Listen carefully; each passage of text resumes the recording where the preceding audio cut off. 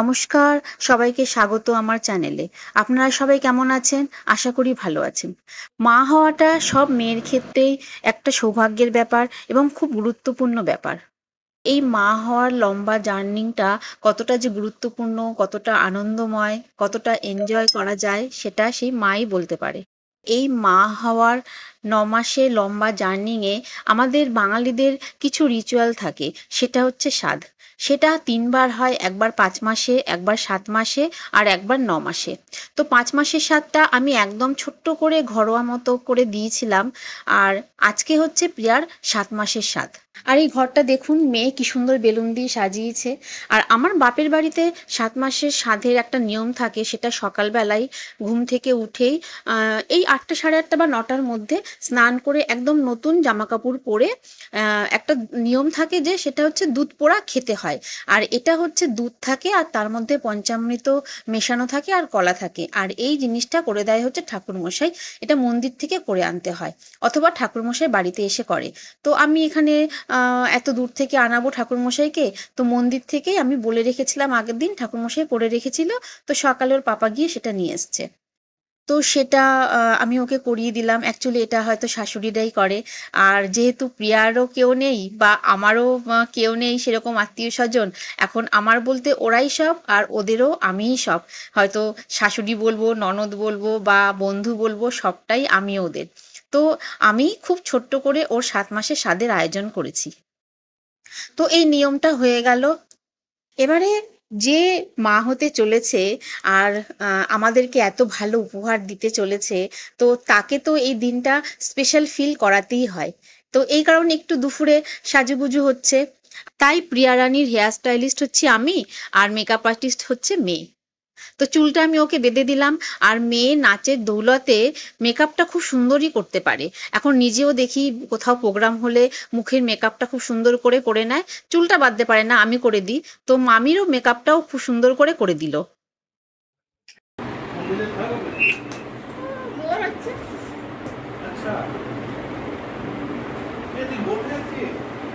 জেঠুর কাছে গিটার বাজানো শিখে নে, ঠিক আছে?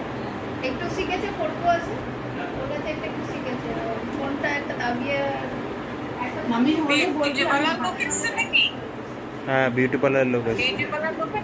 হ্যাঁ, দেখে নাও মা, তোমার ছেলে সকাল থেকে সারাদিন রান্না করালে আবার বউকে সাজাতে হবে। দেখো, দেখেছো এদের আবদার? সেটাই তো দেখছি। আলনা খাইয়ে জেঠুর কাছে শিখে নে গিটার, জেঠু ভালো বাজায়, জেঠু ভালো বাজায়, শিখে নে। আমি বললাম তো বলাই আর এই দিনটা প্রত্যেকটা মেয়ের কাছে এতটাই স্পেশাল থাকে, বিশেষ করে প্রথম ইস্যুর ক্ষেত্রে। তো একটু সেজে গুজে ফটো তোলা, আর এই ফটোগুলো তো সব স্মৃতির পাতায় থাকবে।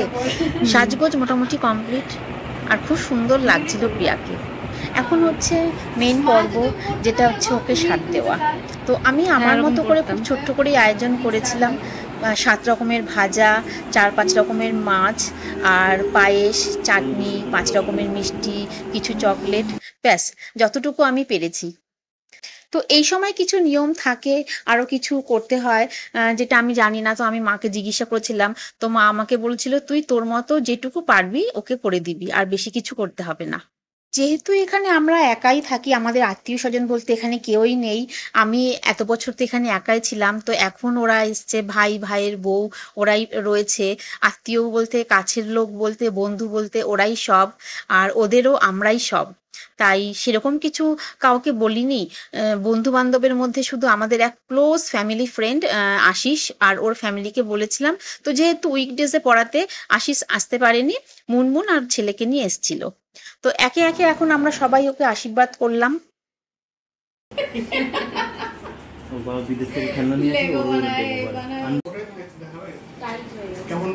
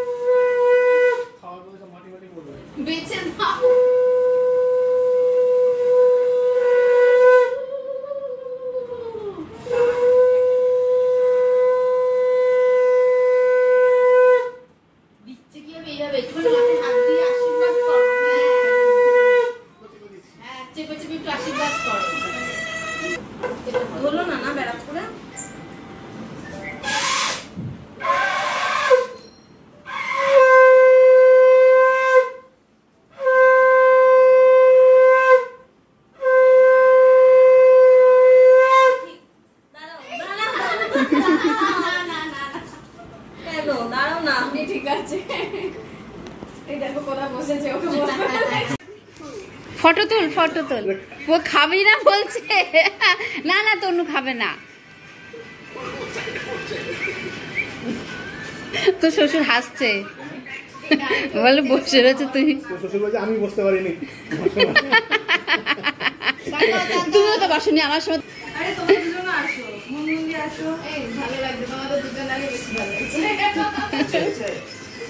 আর এই পুরো প্রসেসটা আমার বাপের বাড়িতে আর প্রিয়ার বাপের বাড়িতে, দুই বাড়িতে ভিডিও কল করে দেখানো হয়েছে।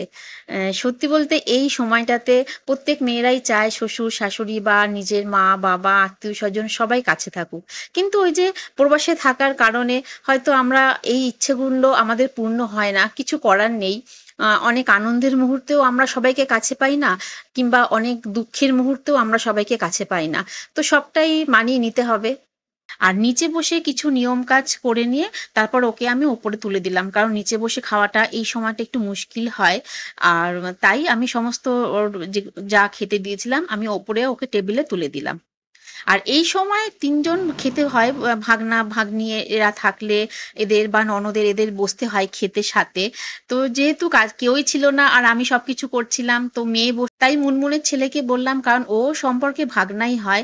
এবার সে যে এত লজ্জা পাচ্ছে তাকে জোর করে বসানো গেল না, তাই আমি ওর বাবাকেই বললাম যে তুমি একটু বসে একবার মুখে দিয়ে যেটা নিয়ম করে নিয়ে তুমি উঠে যাও। তাই এই যে জামাইবাবুকে প্রিয়া 3 বার একটু মুখে দিয়ে দিল, যেটা হয় ছেলেদের বসতে হয় বা ছেলেদের একটু খাওয়াতে হয়, ওই নিয়মটা হয়ে গেল। এরপর ওদেরকে আমি ওপরে তুলে দিলাম সবকিছু, যে ওপরে বসে শান্তিমতো খা। আর এই যে মামি ভাগ্নিকে খাইয়ে দিচ্ছে। আয়োজন ছোট হোক কিংবা বড়, আমি মন থেকে প্রিয়াকে আশীর্বাদ করি যে আসছে সে সুস্থ স্বাভাবিকভাবে পৃথিবীর আলো দেখুক, আর ওরা খুব খুব ভালো থাকুক। আমার আজকের এই ব্লগটি আপনাদের কেমন লাগলো অবশ্যই কমেন্টস করে জানাবেন। আমার ব্লগটা শেয়ার করতে, লাইক করতে আর সাবস্ক্রাইব করতে ভুলবেন না। আজকের মতো এখানেই রাখি, নমস্কার। পালবাবু আলাদা আলাদা খাচ্ছে। ও ঠিক আছে। আর এই যে এখানে ভিডিও কল হচ্ছে। হাই করে দাও দিয়ান, হাই করে দাও এভাবে। বাই।